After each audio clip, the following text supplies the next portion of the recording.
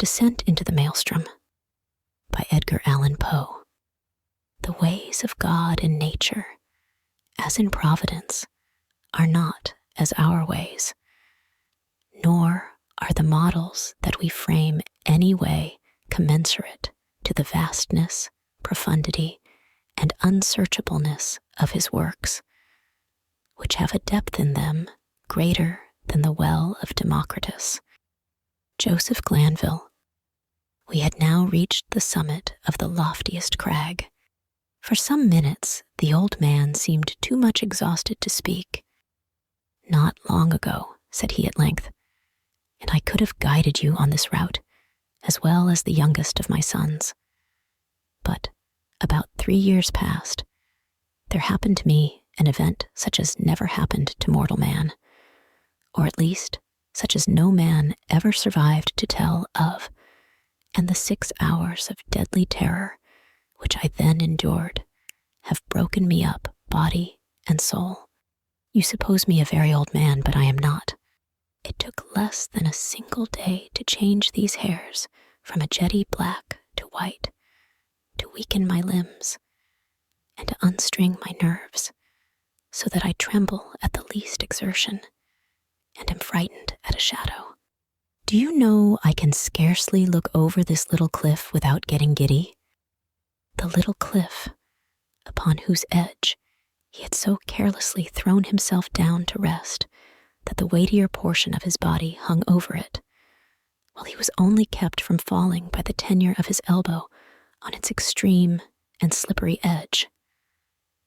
This little cliff arose, a sheer, unobstructed precipice of black shining rock, some 1,500 or 1,600 feet from the world of crags beneath us. Nothing would have tempted me to within 6 yards of its brink.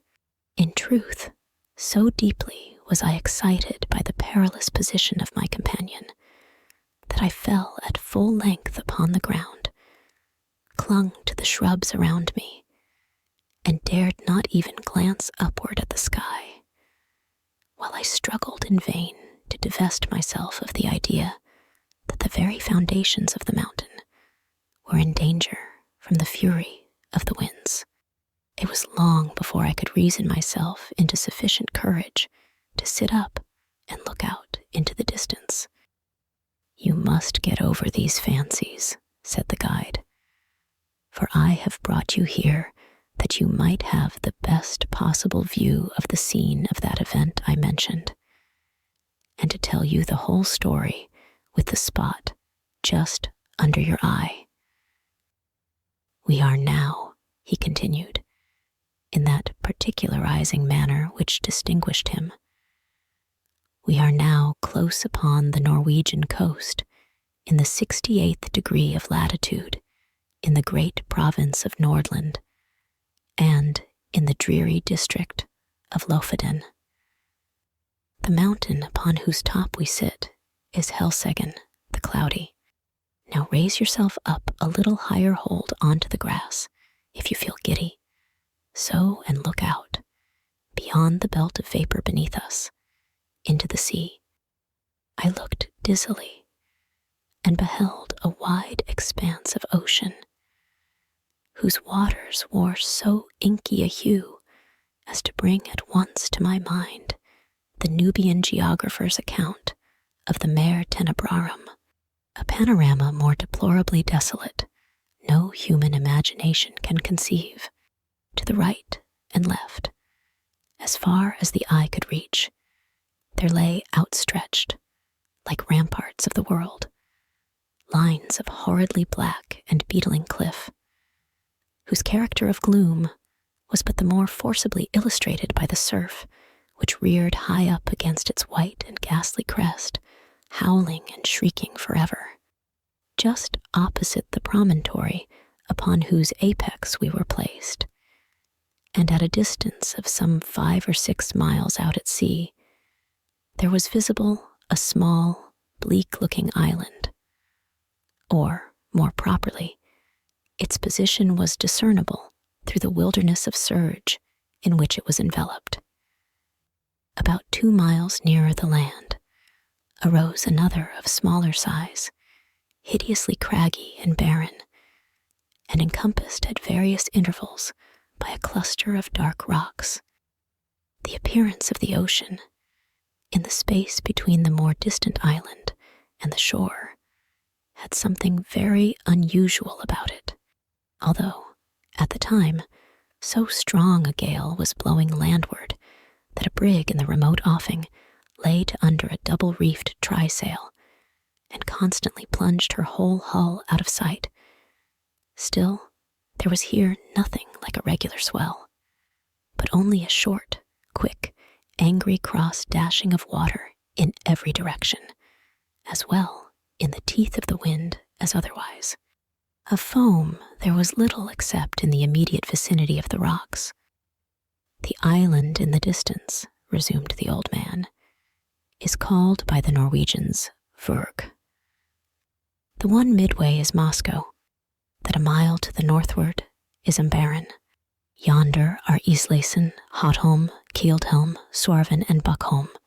Farther off between Moscow and Vurg are Otterholm, Fleeman, Sandflesen, and Stockholm. These are the true names of the places.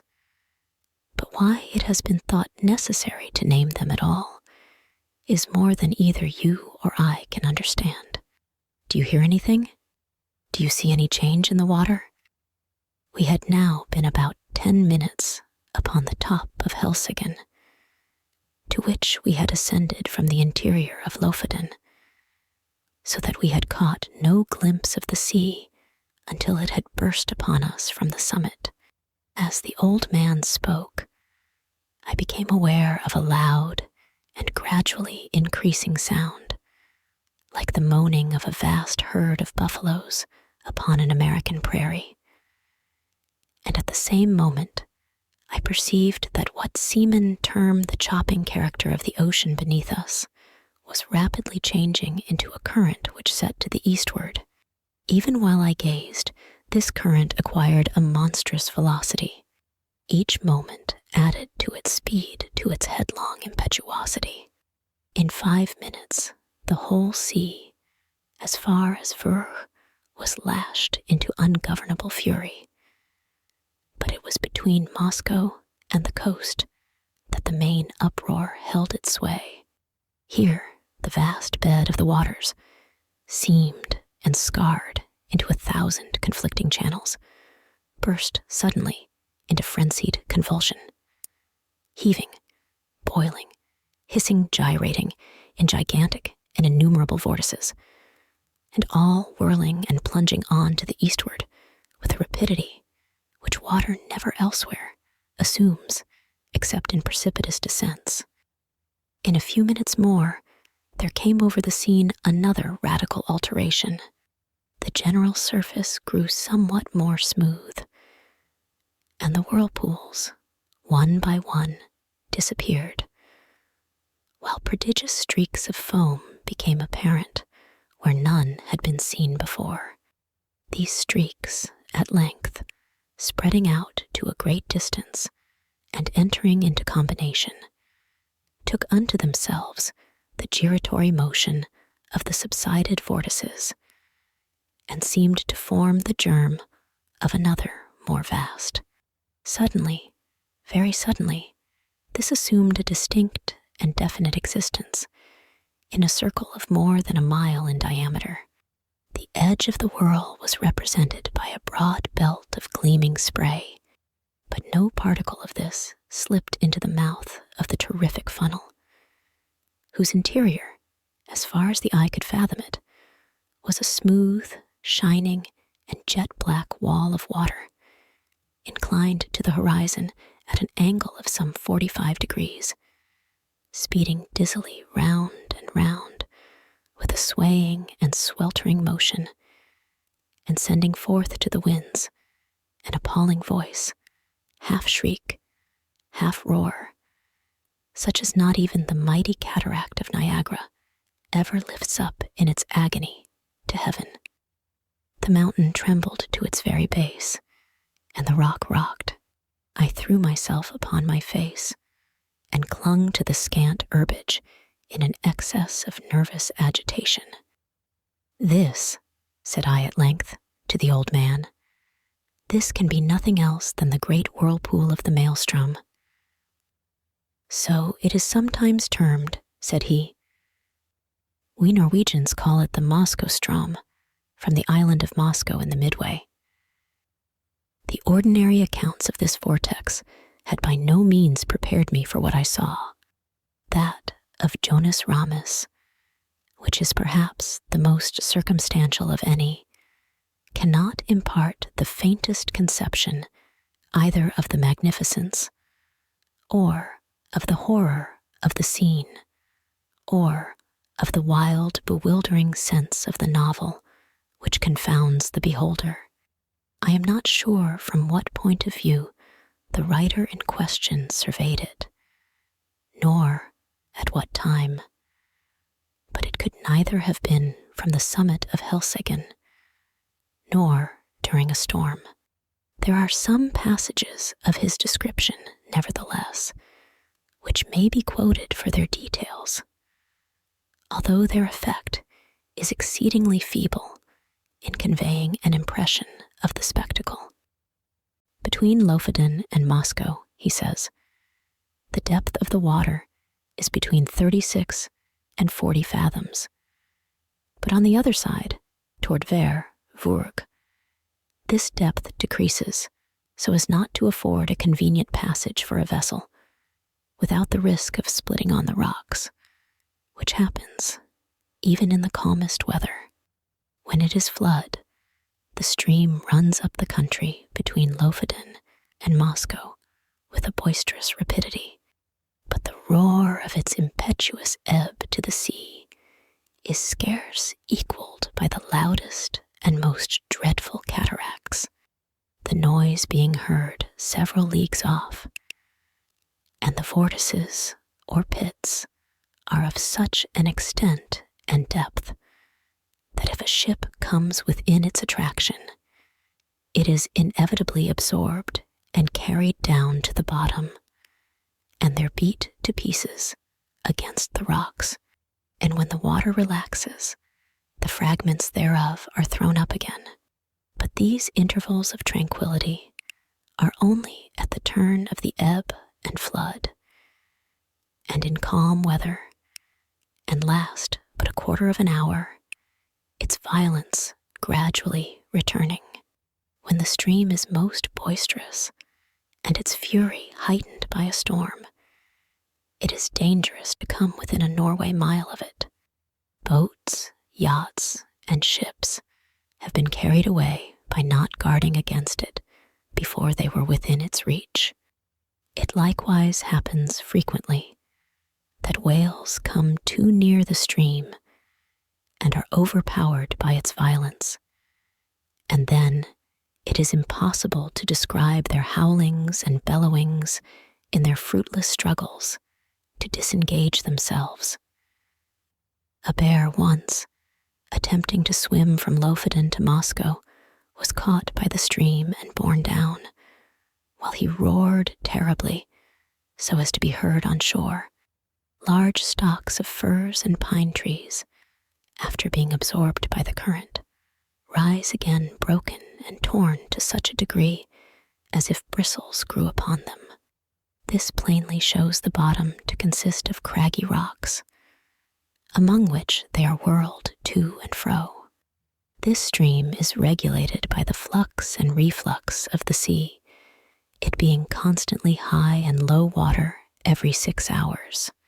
In the year 1645, early in the morning of Sexagesima Sunday, it raged with such noise and impetuosity that the very stones of the houses on the coast fell to the ground. In regard to the depth of the water, I could not see how this could have been ascertained at all in the immediate vicinity of the vortex. The 40 fathoms must have reference only to portions of the channel close upon the shore, either of Moscow or Lofoden. The depth in the center of the Moskostrom must be immeasurably greater. And no better better proof of this fact is necessary than can be obtained from even the sidelong glance into the abyss of the whirl, which may be had from the highest crag of Helseggen. Looking down from this pinnacle upon the howling Phlegethon below, I could not help smiling at the simplicity with which the honest Jonas Ramus records, as a matter difficult of belief, the anecdotes of the whales and the bears, for it appeared to me, in fact, a self-evident thing that the largest ship of the line in existence, coming within the influence of that deadly attraction, could resist it as little as a feather the hurricane, and must disappear bodily and at once. The attempts to account for the phenomenon, some of which, I remember, seemed to me sufficiently plausible in perusal, now wore a very different and unsatisfactory aspect. The idea generally received is that this, as well as 3 smaller vortices among the Faroe Islands, have no other cause than the collision of waves rising and falling at flux and reflux against a ridge of rocks and shelves, which confines the water so that it precipitates itself like a cataract, and thus the higher the flood rises, the deeper must the fall be, and the natural result of all is a whirlpool or vortex, the prodigious suction of which is sufficiently known by lesser experiments. These are the words of the Encyclopedia Britannica. Kircher and others imagine that in the center of the channel of the Maelstrom is an abyss penetrating the globe and issuing in some very remote part the Gulf of Bothnia, being somewhat decidedly named in one instance. This opinion, idle in itself, was the one to which, as I gazed, my imagination most readily assented, and, mentioning it to the guide, I was rather surprised to hear him say that although it was the view almost universally entertained of the subject by the Norwegians, it nevertheless was not his own. As to the former notion, he confessed his inability to comprehend it. And here I agreed with him, for, however conclusive on paper, it becomes altogether unintelligible and even absurd amid the thunder of the abyss.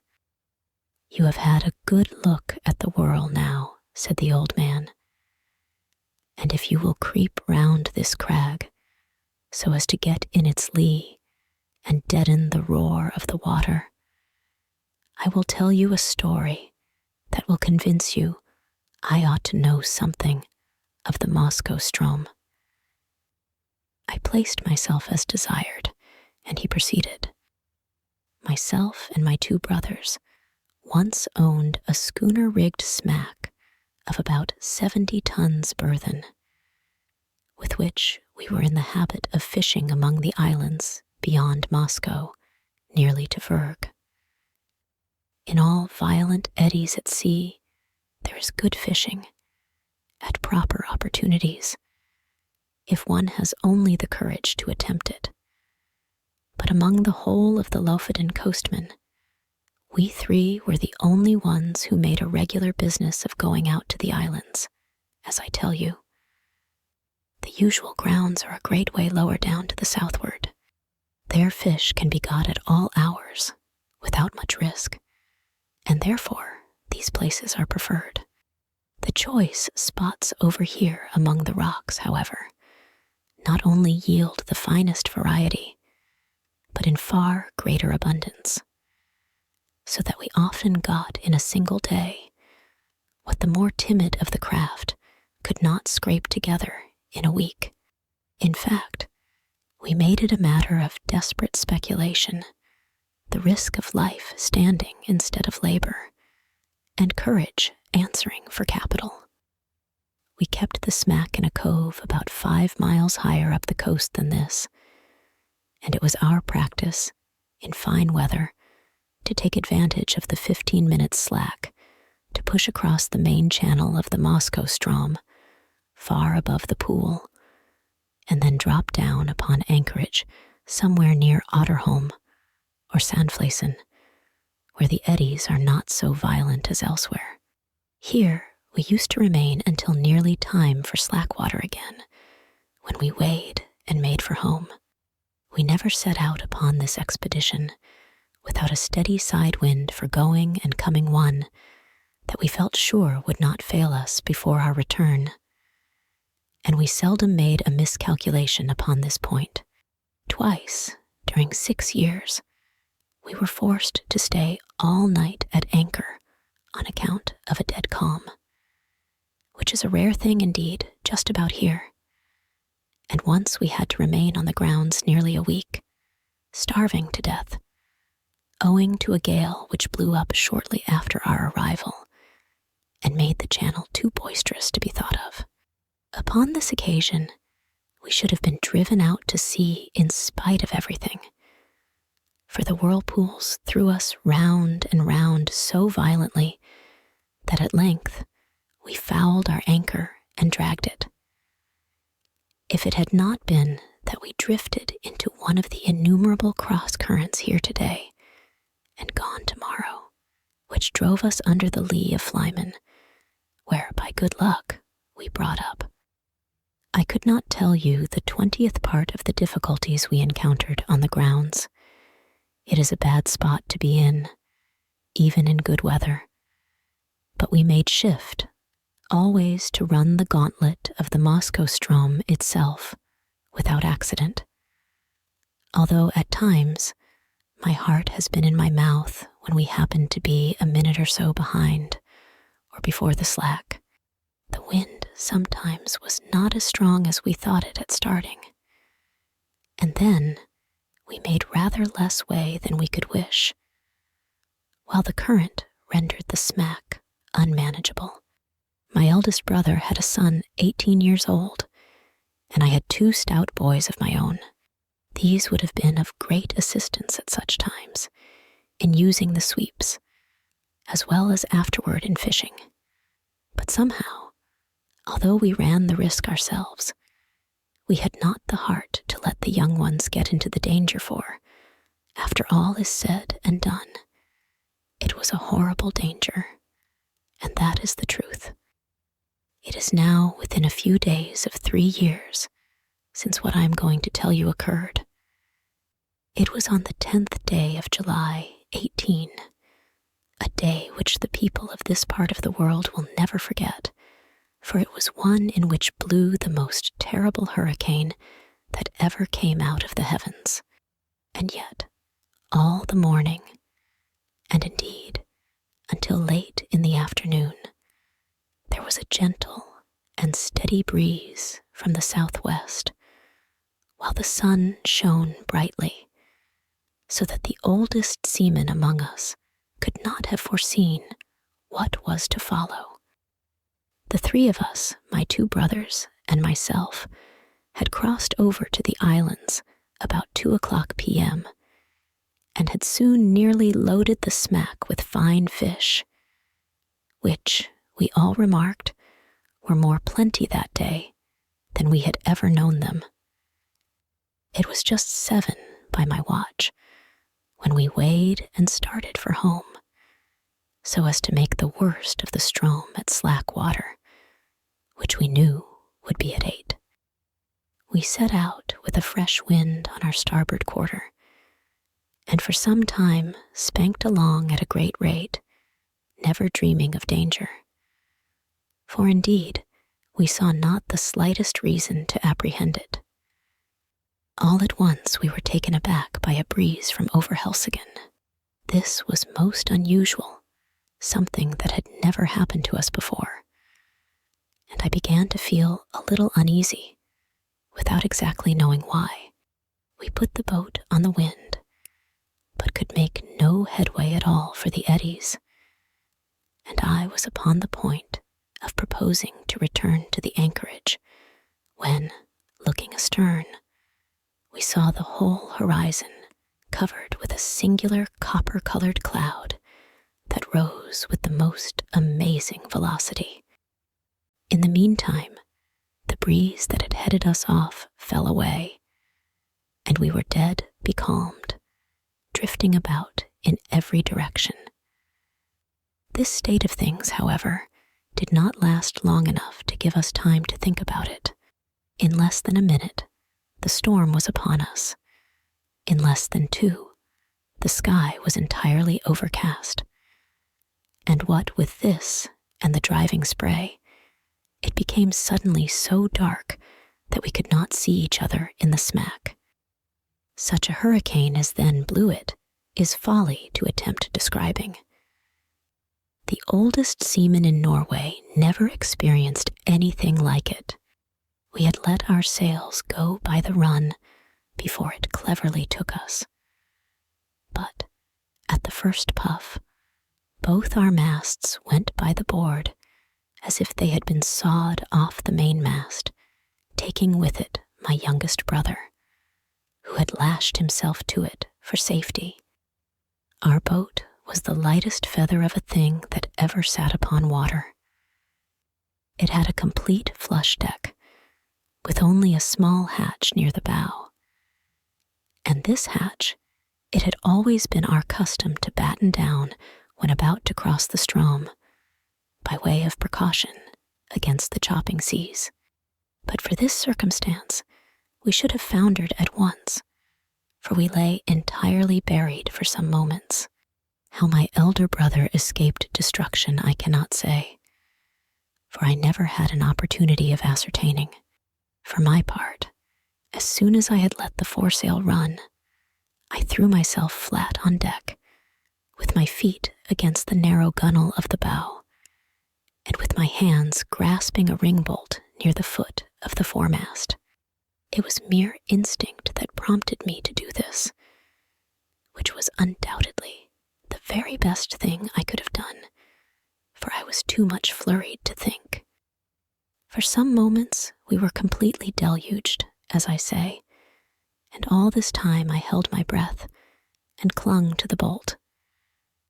When I could stand it no longer, I raised myself upon my knees, still keeping hold with my hands, and thus got my head clear. Presently, our little boat gave herself a shake, just as a dog does in coming out of the water, and thus rid herself, in some measure, of the seas. I was now trying to get the better of the stupor that had come over me, and to collect my senses so as to see what was to be done, when I felt somebody grasp my arm. It was my elder brother, and my heart leaped for joy, for I had made sure that he was overboard.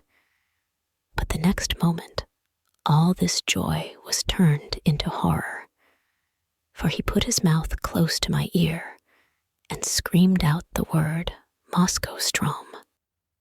No one ever will know what my feelings were at that moment.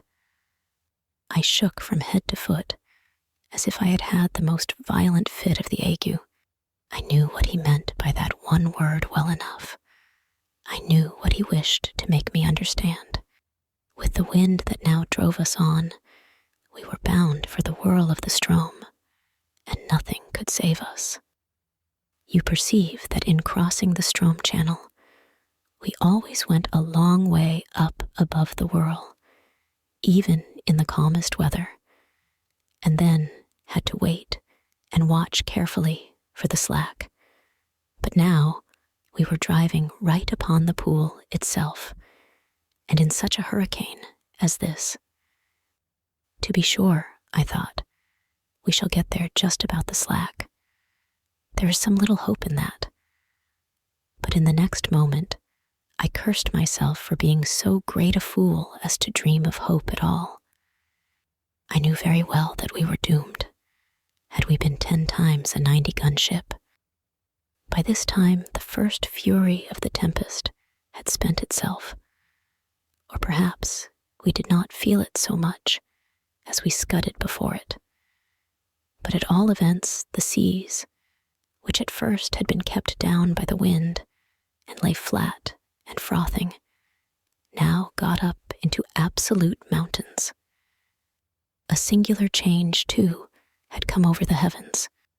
Around in every direction, it was still as black as pitch. But nearly overhead, there burst out, all at once, a circular rift of clear sky as clear as I ever saw, and of a deep bright blue, and through it there blazed forth the full moon with a luster that I never before knew her to wear. She lit up everything about us with the greatest distinctness, but oh God, what a scene it was to light up. I now made 1 or 2 attempts to speak to my brother, but in some manner which I could not understand, the din had so increased that I could not make him hear a single word, although I screamed at the top of my voice in his ear.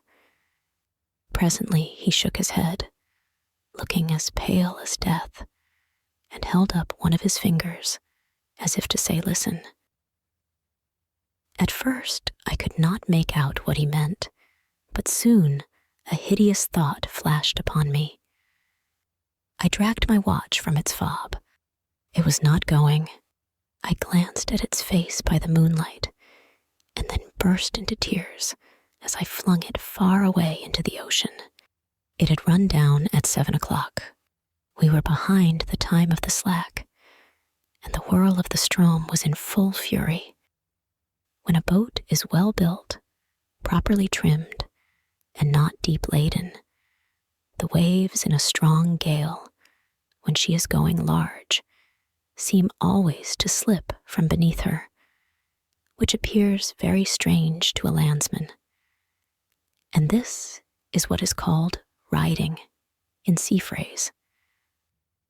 Well, so far we had ridden the swells very cleverly, but presently a gigantic sea happened to take us right under the counter, and bore us with it as it rose up as if into the sky.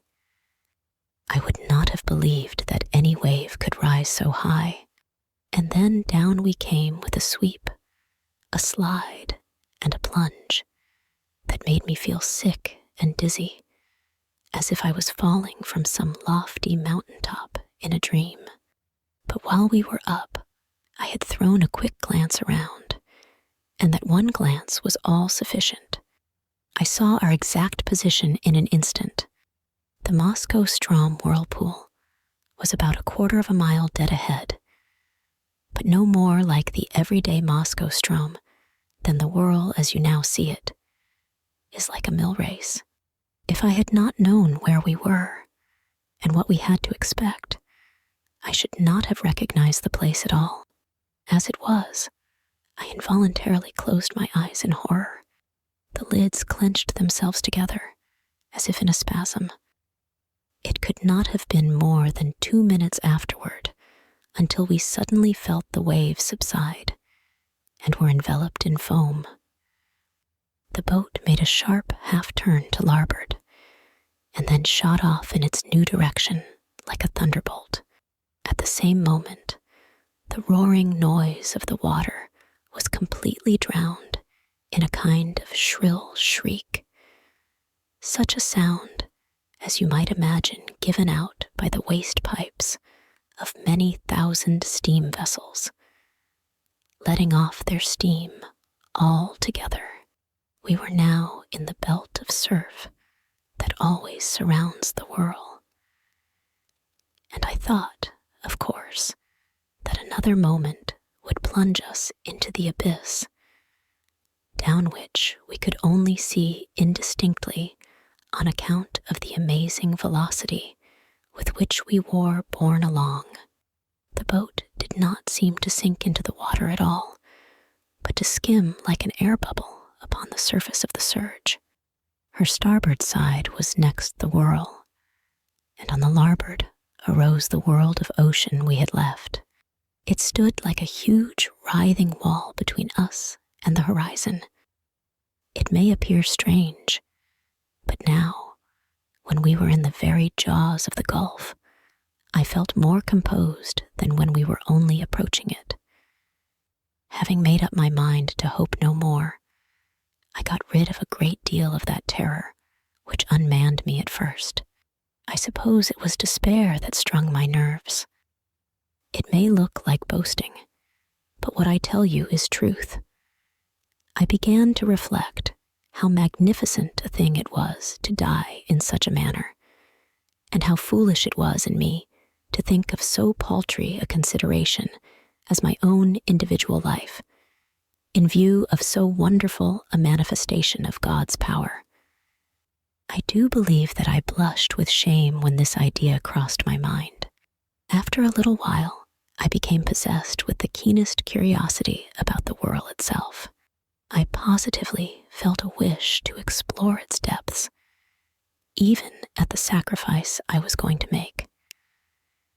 And my principal grief was that I should never be able to tell my old companions on shore about the mysteries I should see.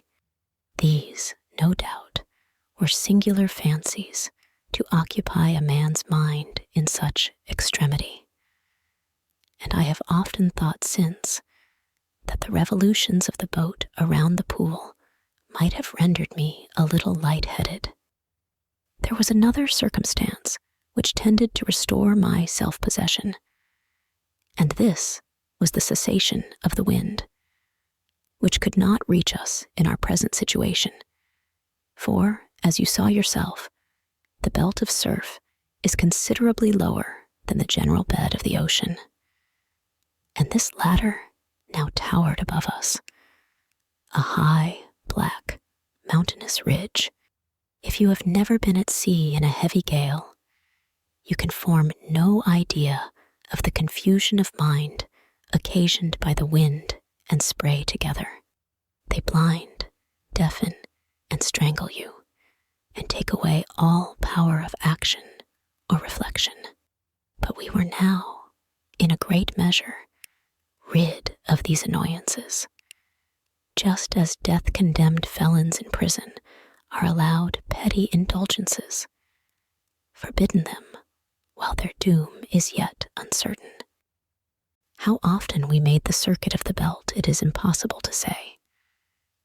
We careered round and round for perhaps an hour, flying rather than floating, getting gradually more and more into the middle of the surge, and then nearer and nearer to its horrible inner edge. All this time I had never let go of the ring-bolt. My brother was at the stern, holding on to a small, empty water cask, which had been securely lashed under the coop of the counter, and was the only thing on deck that had not been swept overboard when the gale first took us. As we approached the brink of the pit, he let go his hold upon this and made for the ring, from which, in the agony of his terror, he endeavored to force my hands, as it was not large enough to afford us both a secure grasp. I never felt deeper grief than when I saw him attempt this act, although I knew he was a madman when he did it, a raving maniac through sheer fright. I did not care, however, to contest the point with him. I knew it could make no difference whether either of us held on at all. So I let him have the bolt and went astern to the cask. This there was no great difficulty in doing, for the smack flew round steadily enough, and upon an even keel only swaying to and fro, with the immense sweeps and swelters of the whirl. Scarcely had I secured myself in my new position when we gave a wild lurch to starboard and rushed headlong into the abyss. I muttered a hurried prayer to God and thought all was over.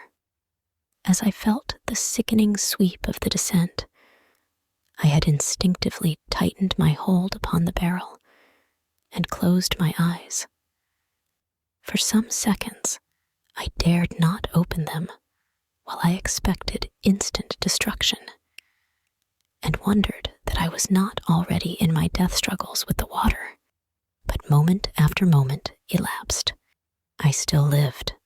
The sense of falling had ceased, and the motion of the vessel seemed much as it had been before, while in the belt of foam, with the exception that she now lay more along, I took courage and looked once again upon the scene.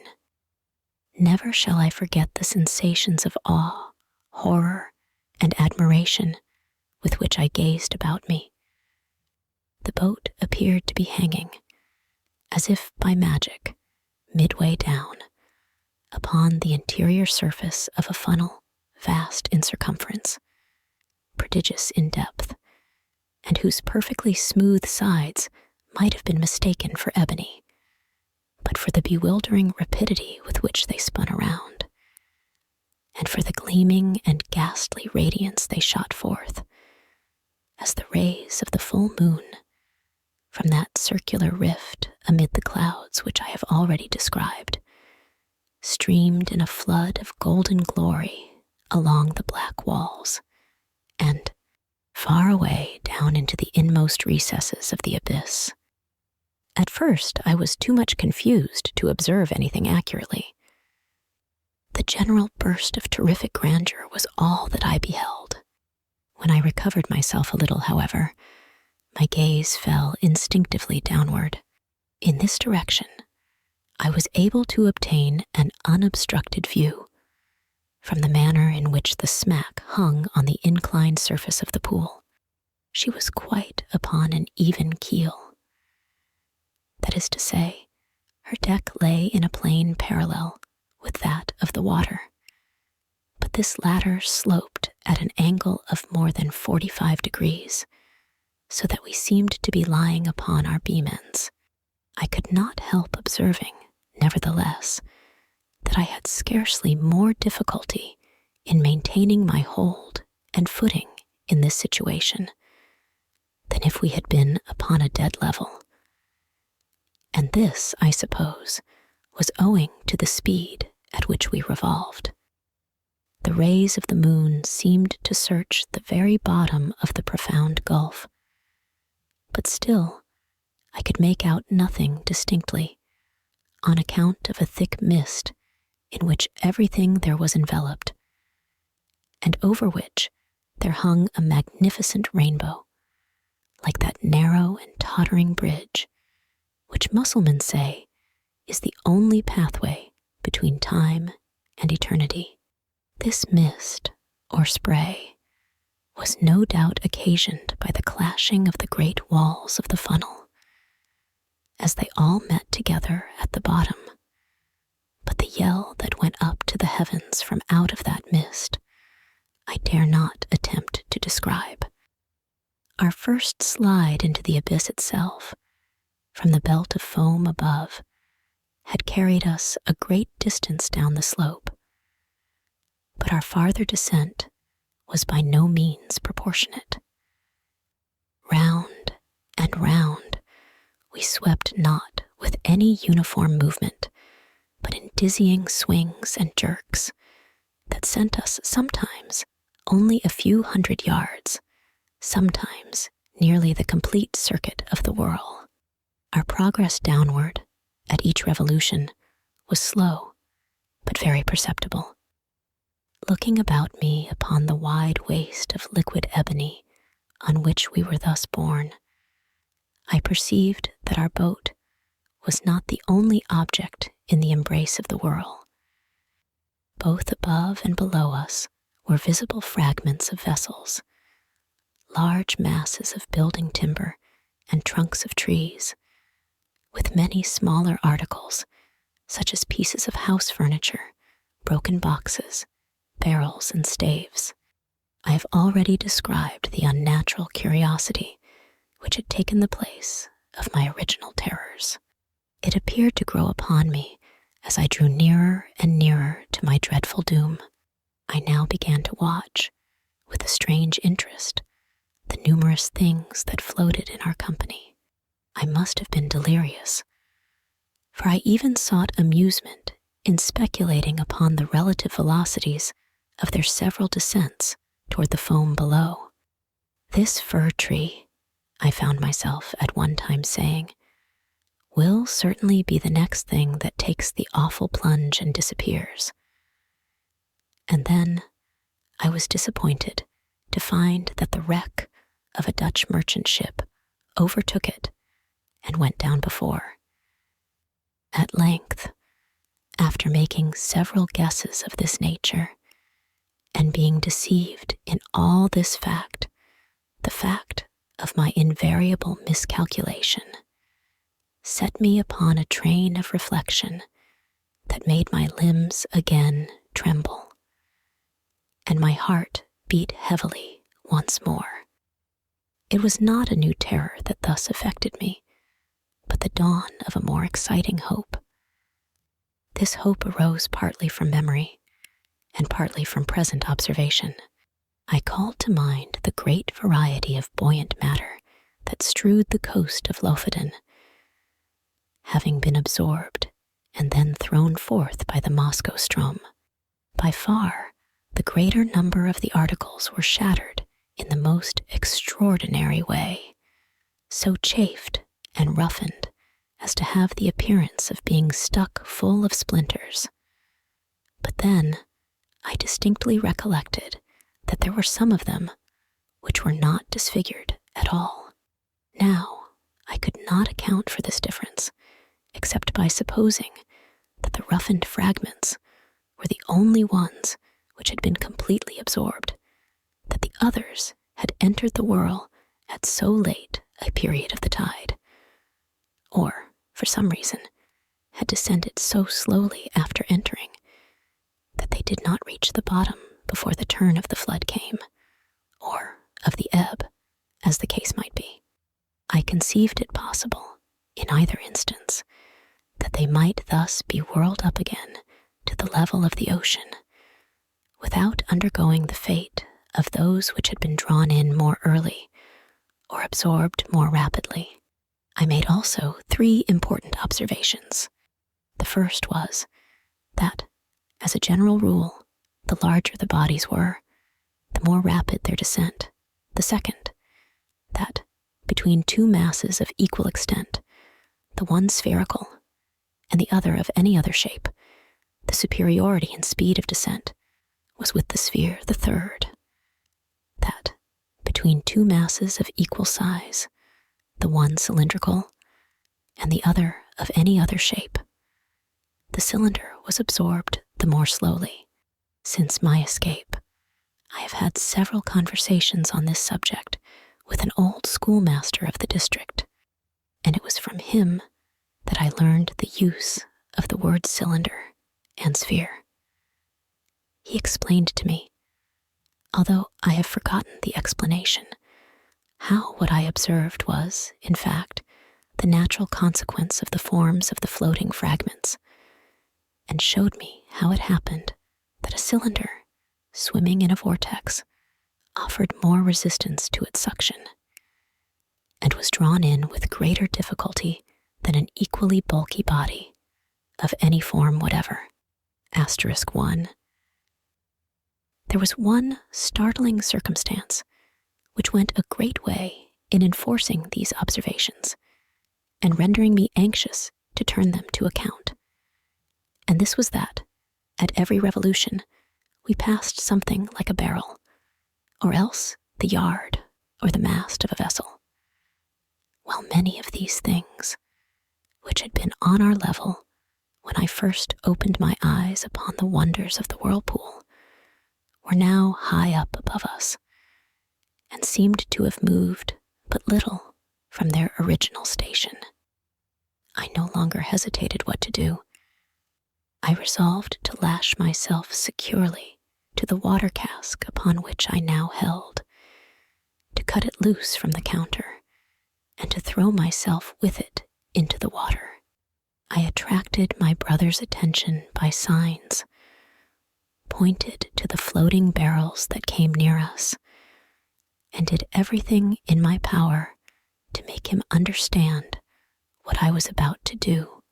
I thought at length that he comprehended my design, but whether this was the case or not, he shook his head despairingly and refused to move from his station by the ring bolt.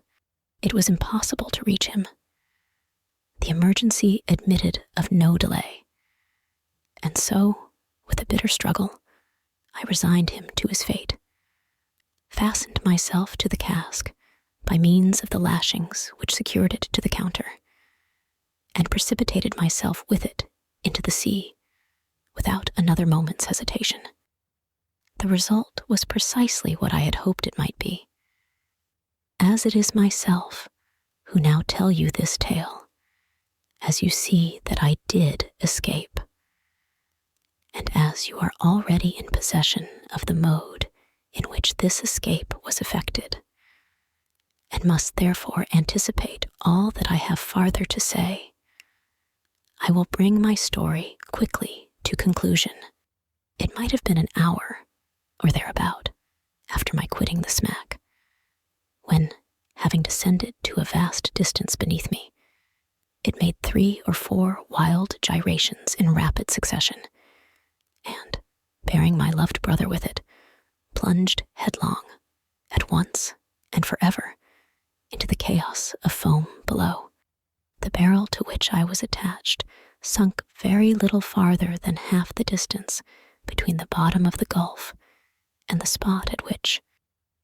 The result was precisely what I had hoped it might be. As it is myself who now tell you this tale, as you see that I did escape, and as you are already in possession of the mode in which this escape was effected, and must therefore anticipate all that I have farther to say, I will bring my story quickly to conclusion.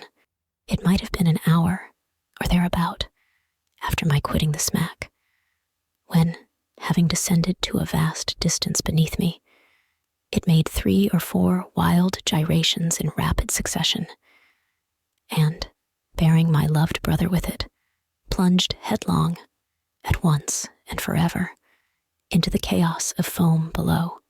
The barrel to which I was attached sunk very little farther than half the distance between the bottom of the gulf and the spot at which I leaped overboard, before a great change took place in the character of the whirlpool. The slope of the sides of the vast funnel became momently less and less steep. The gyrations of the whirl grew, gradually, less and less violent. By degrees, the froth and the rainbow disappeared, and the bottom of the gulf seemed slowly to uprise. The sky was clear, the winds had gone down, and the full moon was setting radiantly in the west, when I found myself on the surface of the ocean, in full view of the shores of Lofoden, and above the spot where the pool of the Maelstrom had been. It was the hour of the slack, but the sea still heaved in mountainous waves from the effects of the hurricane. I was borne violently into the channel of the Strom, and in a few minutes was hurried down the coast into the grounds of the fishermen. A boat picked me up, exhausted from fatigue, and now that the danger was removed, speechless from the memory of its horror. Those who drew me on board were my old mates and daily companions, but they knew me no more than they would have known a traveler from the spirit land. My hair, which had been raven black the day before, was as white as you see it now. They say, too, that the whole expression of my countenance had changed. I told them my story. They did not believe it. I now tell it to you, and I can scarcely expect you to put more faith in it than did the merry fishermen of Lofoden.